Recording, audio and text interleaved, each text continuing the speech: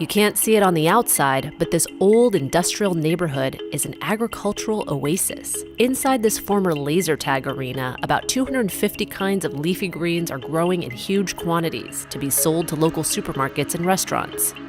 This is Aero Farms, a massive indoor vertical farm in Newark, New Jersey. Our mission is to build farms in cities all over the world so people have access to fresh, great tasting, highly nutritious food. Crops are stacked more than 30 feet high inside this 30,000 square foot space. They're grown using aeroponic technology. Typically in indoor growing, the roots sit in water and one tries to oxygenate the water.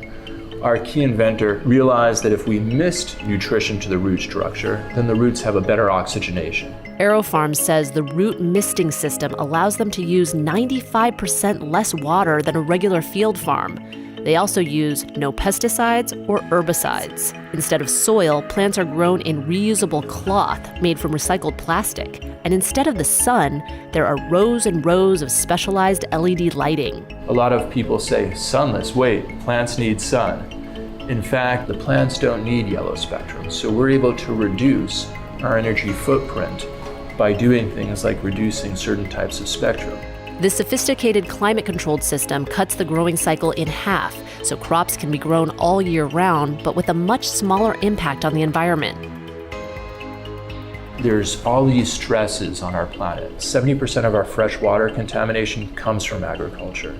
About 70% of our freshwater usage goes to agriculture. 1/3 of our arable land has been degraded in the last 40 years. All these macro trends point to the fact that we need a new way to feed our planet.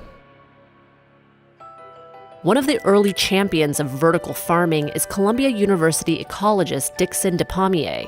In 1999, DePommier and his students proposed that vertical farms could feed overpopulated cities while using less land and less water.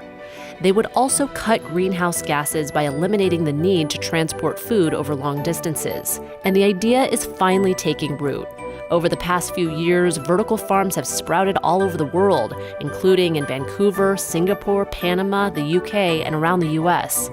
Here in Newark, Aero Farms is building out another new farm in a former steel mill, one that's bigger than a football field. Once it's fully operational, it's expected to produce 2 million pounds of greens a year, all grown vertically.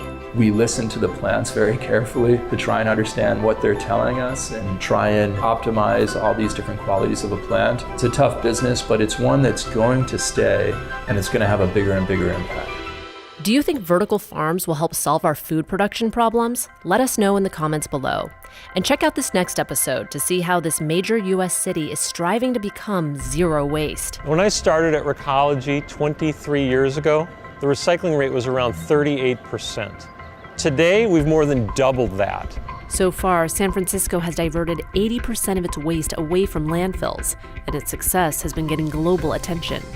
Thanks for watching, and be sure to subscribe for more Seeker stories.